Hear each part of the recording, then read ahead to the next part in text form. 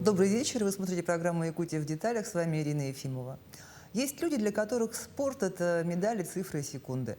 А есть те, для кого спорт становится способом понять предел человеческих возможностей. Наш сегодняшний герой именно из таких. Он пробежал 285 километров за сутки и установил рекорд России. Но за этой цифрой не только физическая выносливость.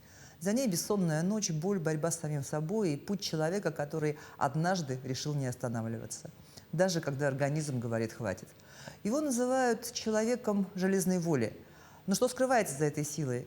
Как северный характер помогает выдерживать нечеловеческие нагрузки? О чем думает человек после 20 часов непрерывного бега? И почему ультрамарафон – это уже не просто спорт, а разговор с самим собой? Об этом сегодня в деталях поговорим с рекордсменом России по суточному бегу, человеком, о котором сегодня говорит вся страна, Александром Маедо. Добрый вечер, Александр. Добрый вечер. Вы мне успели перед эфиром сказать, что на самом деле пробежали даже больше, чем 285 километров, 295. Да, вот по часам, ну там мы бежали в чипах, и он отмеряет 400 метров, круги считает. А по факту там, Круги разного диаметра? Ага, первой дорожки там, кто медленно бежит, и их, получается, обгоняешь по второй, по третьей. Некоторые ходят по трое вот так, или по двое, и приходится их по третьей дорожке обгонять. И вот так часы показали мне там 295 по факту. А по кругам вышло вот 285 километров. Вы сутки бежали без сна и почти без остановок. Вот в какой момент это перестало быть соревнованием, началась борьба с самим собой? Ну, это же утром, где осталось уже 4 часа. А, получается, началась боль левая, вот, передняя мышца. Нога еле поднималась вообще. И темп, конечно, чуть упал за 4 часа до финиша. И пришлось бежать уже на характере. Тем более я раньше думал, что 260 – это норматив мастера спорта международного класса. Я думал, на этом остановлюсь. Но так как бежал с запасом, тренер говорит, Василий Афанасьевич Спиридонов, говорит, что мы идем на рекорд, есть шанс.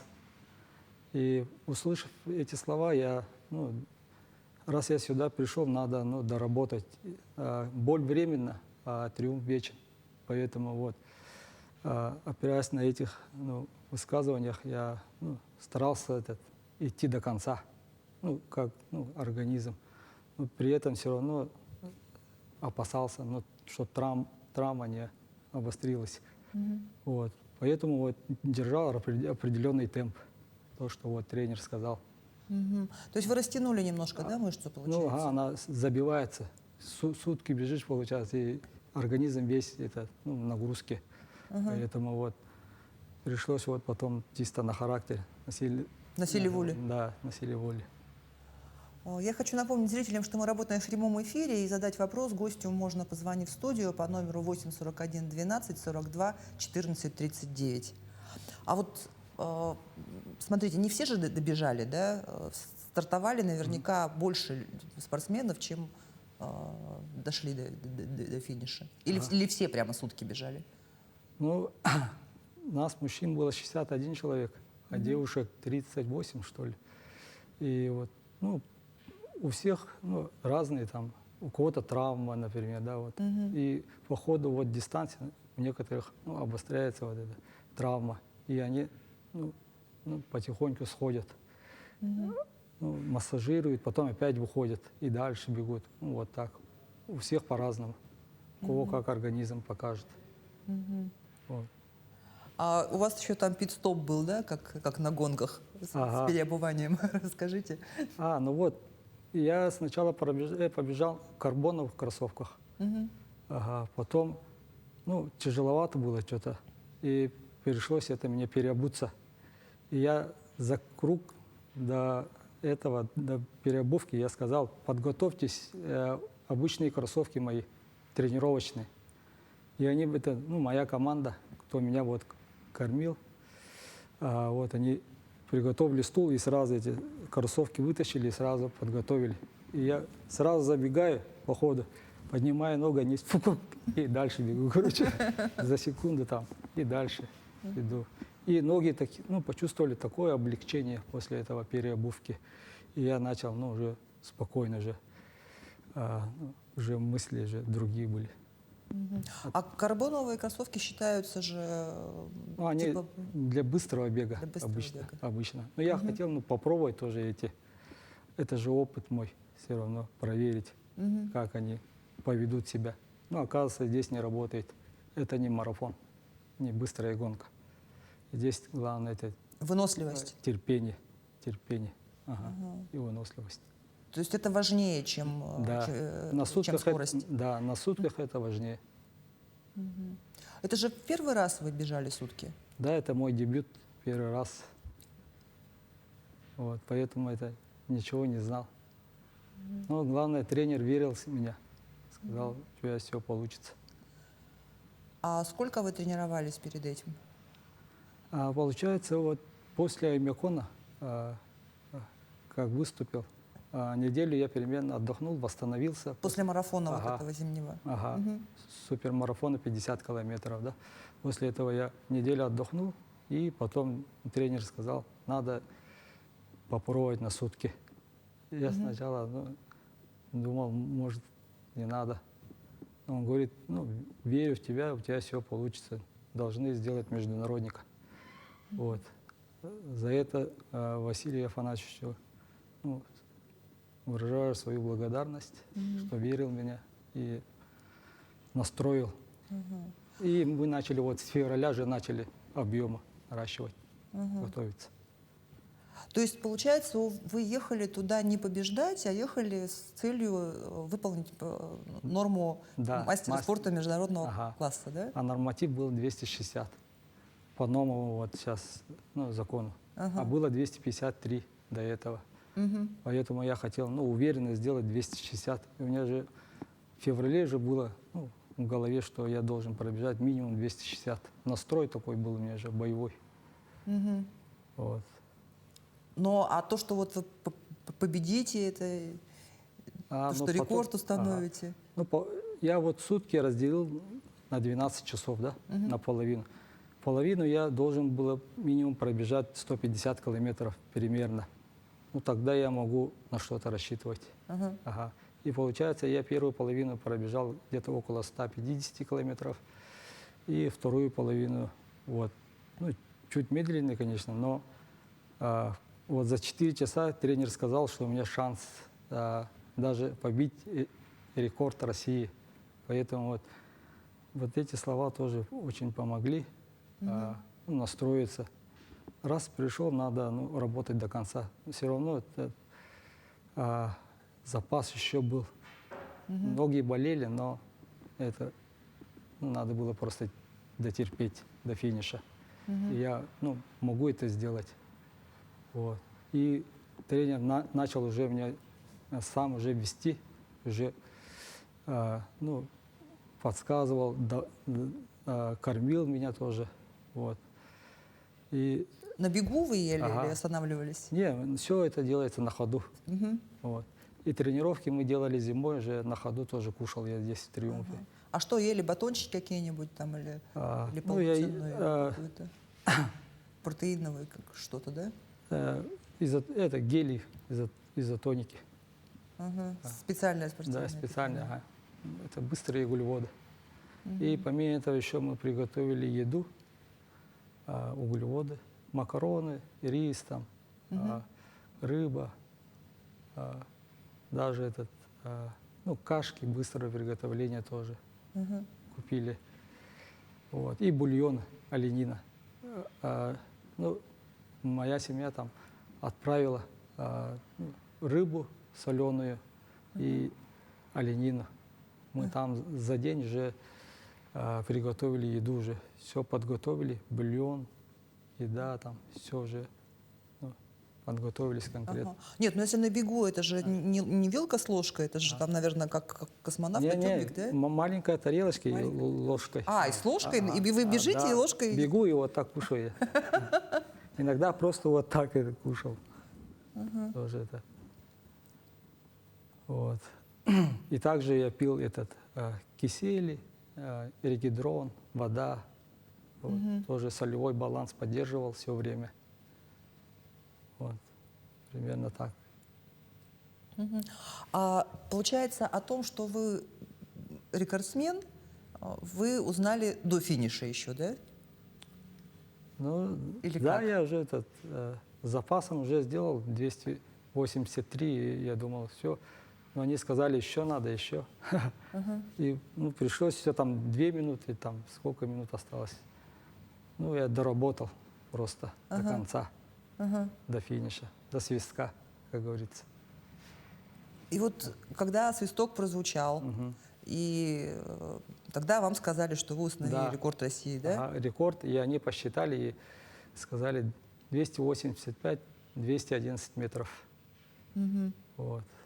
И все это, ну, в конце все очень поддержали, болельщики, сами спортсмены тоже, просто потому что там организаторы говорили, что Александр идет на рекорд России, и этому все очень подбадривали меня, поддерживали. Вот моя команда тоже, вот, якутские суточники, все тоже на ходу тоже поддерживали. Давай, Саня, молодец, надо дотерпеть.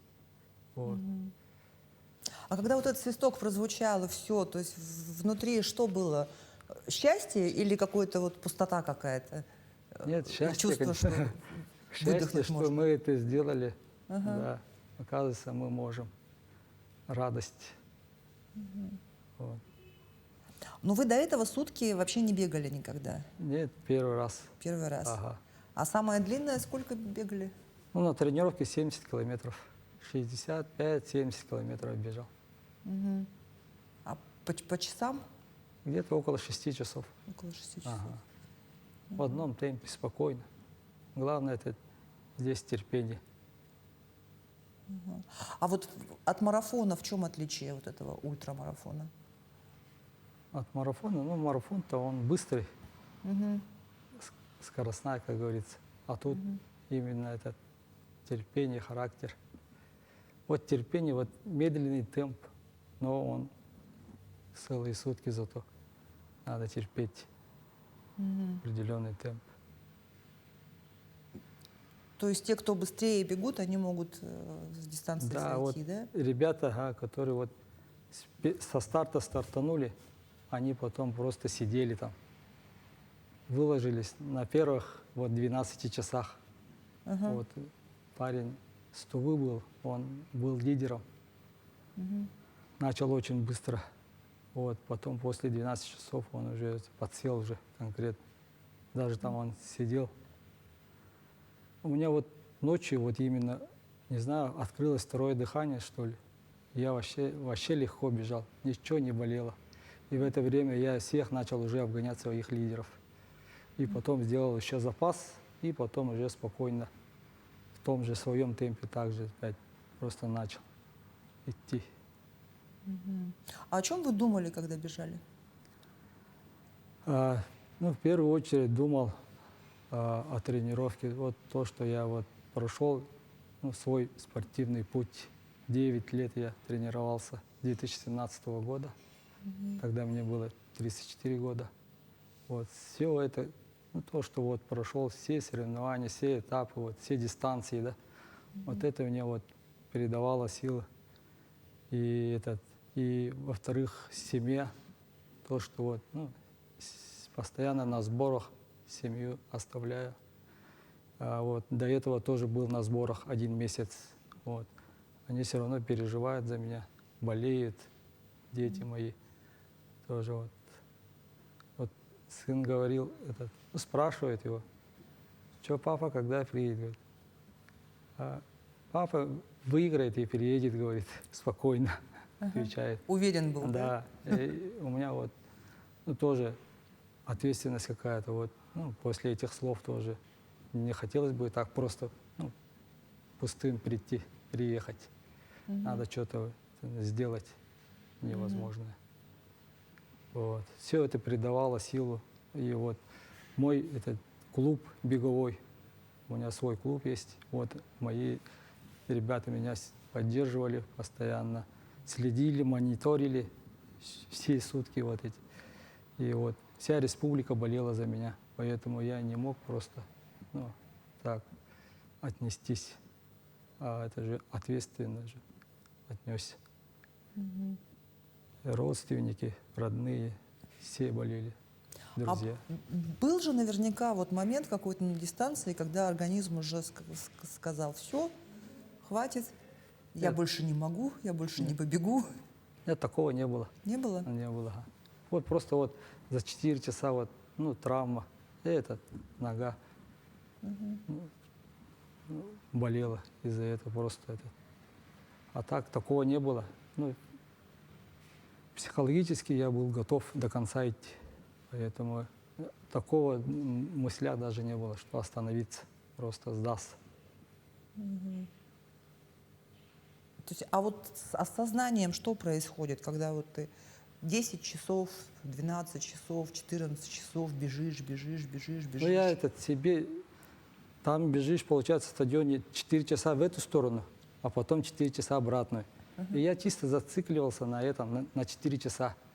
За 4 часа я должен пробежать, например, сколько-то там километров. И чисто на это рассчитывал.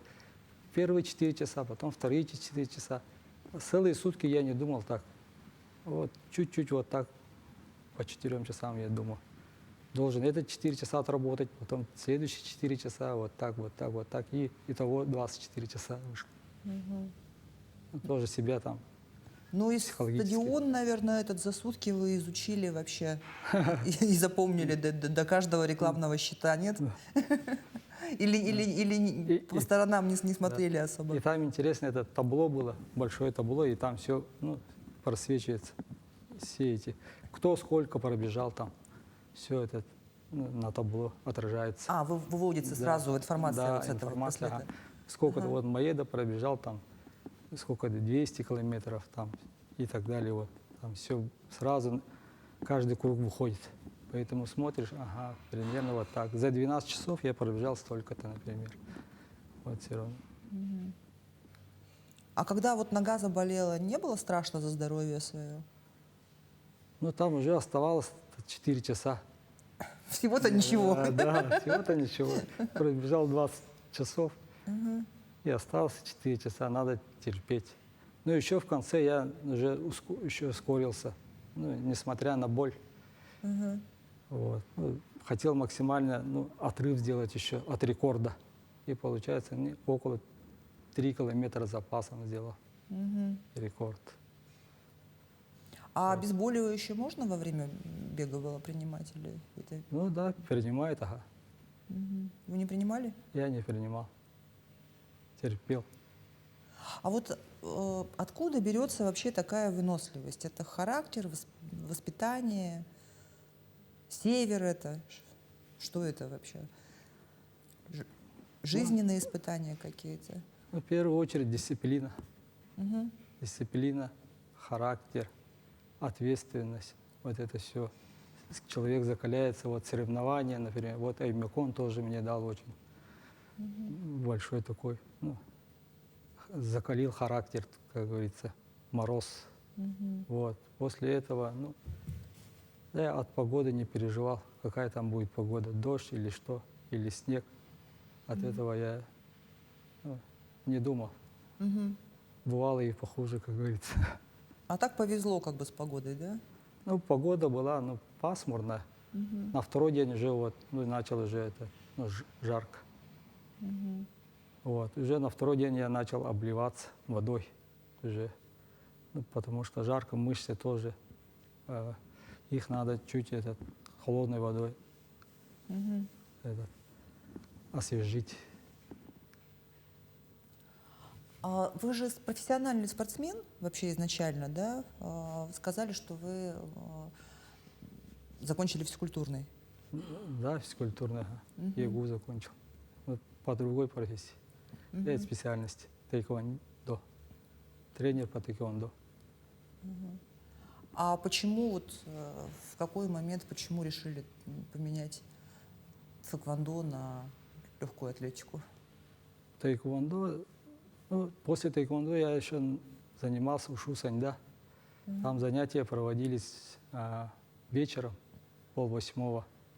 И до 8, и до 10 тренировки проходили. И, ну, где-то до 9:30. И домой я приходил только в 10. Мгм. Но я, так как семейный человек и работаю же еще, Мгм. я это, ну, получается, не профессиональный спортсмен, а более любительский. Мгм. Потому что я работаю, не только я бегаю же, а работаю, и помимо этого я тренируюсь просто в свое свободное время. Ага. Вот. Поэтому бег, он, ну, доступный. Можно рано выйти в 5 утра, и до 8 утра можно тренировку уже закончить на улице. Я вот, Потом например, на работу пойти. потом спокойно идти на работу, целый день уже свободный. О тренировке уже не думаешь. Вот. И вечером уже с семьей, уже спокойно. Вот. Поэтому и там не обязательно там манеж или что-то, да. Некоторые даже вот на севере тренируются на улице, мои ученики, например, в Удачном. Там помещения ничего нету. Там мой один ученик занимается круглогодично на улице. И зимой. И зимой, и летом, да. То есть постоянно на улице. Вот так, ну, закаляет нас Якутия. наш суровый, да, климат. А в вашей жизни была служба в органах внутренних дел. Да. Вот что тяжелее? Вот эта работа, где ты постоянно на пределе, вот это вот нервная, или ультрамарафон, где сам с собой борешься сутки? Ну, работа тоже, да, тяжеловато, совмещать. Но если человек хочет, находит время и, ну, и тренируется. Некоторые говорят, там времени нету, это все, это не так. То есть Можно- если есть Если желание, захотеть, да? да, желание есть, время найдешь, как говорится. В сутки 24 часа. Все равно мы 24 часа не работаем. Поэтому вот я тренировался утром. Иногда в 4:30 просыпался, чтобы работу до 9 закончить. Утром я иногда пробегал 45 километров до работы и сразу бежал на работу. Жена готовила завтрак, я быстро принимал душ и сразу на работу ехал. Завтрак беру и сразу на работу. Вот. А сейчас вы проходите реабилитацию. Да, сейчас я вот в Центре спортивной подготовки «Триумф» прохожу реабилитацию. Сегодня сдали анализы, прошел этот УЗИ сердца после суточного. Также прохожу барокамеру, магнит, массаж, вот это все процедуры. За это очень огромное спасибо Центру спортивной подготовки «Триумф» за поддержку. Потому что это все-таки ведь такой стресс для организма, это, мне кажется, Да. вообще не проходит бесследно же такие нагрузки. Но тут нужна хорошая реабилитация. Ну, по идее, если, надо, как говорится, без этого, без реабилитации, я думаю, будет, ну, последствия. А если мы сейчас сделаем нормальную реабилитацию, ну, надеюсь, такого не будет. Но после таких стартов спортсменов часто называют сверхлюдьми. А вы себя чувствуете обычным человеком? Да, я обычный человек, такой же, как и все. И также другие могут бежать, как я. Здесь очень много есть таких ребят выносливых. Я думаю, сейчас они начнут уже на сутки переходить, тоже как я. Такие кандидаты есть. В скором времени, наверное, узнаем еще о суточниках Якутии. А что вот сложнее всего в ультрамарафоне? Это боль, усталость, монотонность? Что самое Да. сложное? Самое сложное – это терпение, терпеть самое. Вот. Некоторых терпения нет. Быстро надо закончить и идти, например, тренировку, да? Закончил тренировку. А тут надо найти свой темп, на который ты идешь, например. На международника, например, мой темп, например, 5:15, 5:00. Примерно вот этот темп международника. И в этом темпе я должен бежать целые сутки. И организм постепенно вот так учишь в этом темпе. Терпение, никуда не надо спешить, поднимать свой темп. Также следить за пульсом. Пульс должен быть очень низким. Вот у меня средний пульс вышел за 24 часа 141 ударов в минуту. Это очень низко. Но это в спокойном темпе. Да, спокойный темп. Ну, я уже приучил, как говорится, свое сердце, да, вот, и натренировал до такого вот состояния, чтобы сердце работало медленно, чтобы нагрузки не было на сердце. Вот, за счет этого, я думаю, такой результат тоже. Все там в целом, все. Очень много там нюансов, по идее, в этом факторов играет. А музыку можно слушать, когда бежишь? Музыку, по идее, нельзя. А так, в стадионе там они включали. Вот целые сутки там играла музыка постоянно. А вечером даже вот начали принимать заявки от родственников. Вот они передавали там своим этим болельщикам, Привет. спортсменам. Привет Да, передавали. и заказывали музыки там свои. А якутская музыка какая-нибудь включали вам? Да, включали. Поэтому очень приятно было свою родную музыку слушать тоже и бежать. Тоже это придает силу очень. А наушники нельзя, получается, да, по Наушники правилам? нельзя. А почему?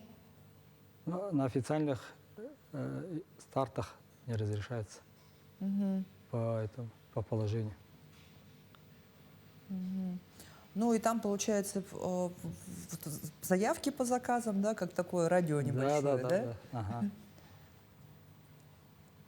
И прямо говорили, это вот для Александра Маеда из Якутии. Да. Мой беговой клуб, например, вот, специально для меня вот включали музыку. И также вот другим тоже. Ага. А что включали вам? Уран Хайдар. А там еще, помимо меня, еще много было якутских спортсменов. И тоже знакомые тоже включали музыки якутские. Так что это много было. Это сила придает? Да, конечно, очень. Мотивирует тоже. Вот. Ну вот многие бегают ради здоровья, ради моды. А для вас бег что значит? Образ жизни, наверное, скорее всего, для меня уже. Я с детства всегда в спорте. Без спорта уже не могу. А есть еще такое мнение, что бегать может быть и вредно, что лучше ходить гораздо спокойнее, что бег — это сильная нагрузка на суставы. Ну, вот я такое слышала. Если противопоказаний нет, то можно. Серьезно. И главное, вот правильно бегать надо. Технику, темп свой надо найти. Некоторые любители просто бегают очень быстро. За пульсом не следят, например. И у них одышка, например. Сначала надо, если лишний вес есть, надо ходить сначала спокойно, постепенно. Потом уже постепенно переходишь на бег, например. И там индивидуально тоже от каждого. А вот вы говорили, клуб у вас есть свой. Это люди, которым вы помогаете. Да, тоже я делюсь со своим опытом. Тоже они хотят что-то добиться. Вот у меня мой один ученик тоже вот сейчас бегал сутки. Он выполнил норматив кандидата в мастера спорта. Егор Йовлев. Вот он в этом году тоже поедет дальше на мастера спорта России. Будем работать дальше. Осенью поедем. Но вот сутки бежать, это же еще и сутки не спать. Вообще для обычного человека само по себе не спать сутки уже стресс для организма, даже без бега. Но так я тоже люблю спать сам, по идее. Но в этот момент я ночью, наоборот, быстрее как будто второе дыхание открылось у меня. И я начал бежать быстрее, наоборот, ночью почему-то. Вообще боль вся ушла с ног. Хотя до этого, до старта у меня же болела вот старая травма седалищная. Вот. А потом ночью почему-то все это прошло. И я вообще начал быстро по темпу 4:00, там, 4:15 бегал. Это очень быстро. И я начал обгонять всех лидеров и еще сделать запас. Вот. А вот после того, как вы сутки пробежали, вы после этого сколько спали часов подряд? Я вообще не мог спать после этого. Все тело болело. Я перешел и не могу спать, короче. Лежу вот так, все тело болит. Всяко так, разно, короче, мучился. Сейчас вот только вчера более-менее нормально поспал, 6 часов. А до этого вообще не мог спать. А, еще и джетлаг, да, потому что то в Москве, вы в Якутск Да, еще вот прилетели. перелет. Ноги вообще опухли после этого. Отек, короче. То есть вы, по отекли. сути, так еще и не выспались, да? Да, еще не выспался. Сейчас, вот потихоньку буду уже высыпаться. Вот. А вы вот сына упомянули, дети ваши спортом занимаются тоже каким-то? Сын в садик ходит, 5 лет. В садик ходит, Ага, маленький. 5, ага. А вы хотели бы, чтобы он тоже? Да, конечно, вот пример сыну я, например. И дочка вот тоже. Сейчас дочке 12 лет. Да. Тоже хочет стать спортсменкой. Мгм. А вот как человеку начать бегать так, чтобы через неделю не бросить? Но надо бегать медленно, спокойно, в своем темпе. Вот, постепенно. И за километражом, за темпом не надо бегать. А спокойно. Сначала обычно я по времени даю тренировки своим новичкам. Бегает по времени и по пульсу только.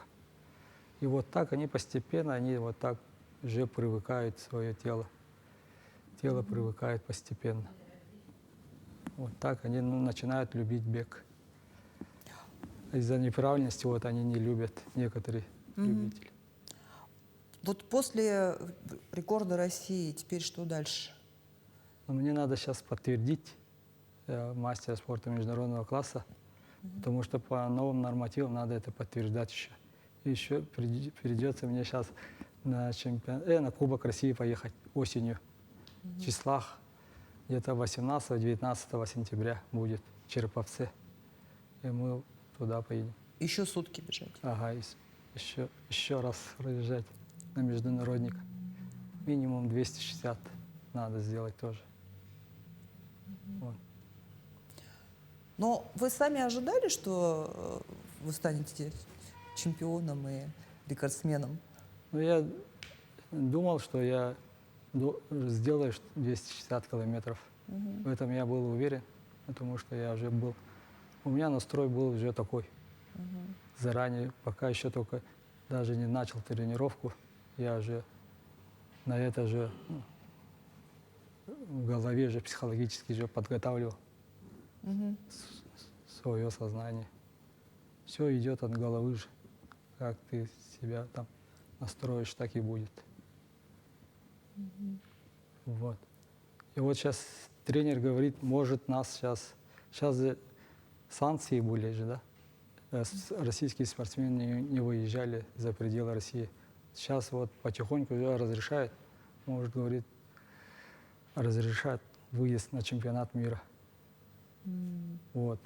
Вот сейчас мы пробежали вот сутки, да, 285, я пробежал 285, второе место 280, да. И, этими результатами прошлогодний, если смотреть чемпионат мира, мы там занимаем первое и второе место. Поэтому На чемпионате мира по результатом, ультрамарафону. да. Получается, прошлогодний чемпионат мира, получается, меньше пробежали, чем мы. То есть, по сути, вы мировой рекорд установили, Ну если вот. так. Можно так сказать. Шанс есть, если разрешат, то поедем, говорит тренер. Так что ждем сейчас, как добро дадут, может, будем готовиться на чемпионат мира. Ну что ж, я желаю удачи. Спасибо. Надеюсь, что все получится. Спасибо Пожалуйста. за беседу. И самый главный вывод этой беседы, наверное, что настоящая сила не в том, чтобы не чувствовать боль или слабости, а настоящая сила — это продолжать движение даже тогда, когда сил больше нет. На этом программа «Якутия в деталях» подошла к концу. С вами была Ирина Ефимова. Смотрите нас по будням в 19:15. Расскажем обо всем в деталях.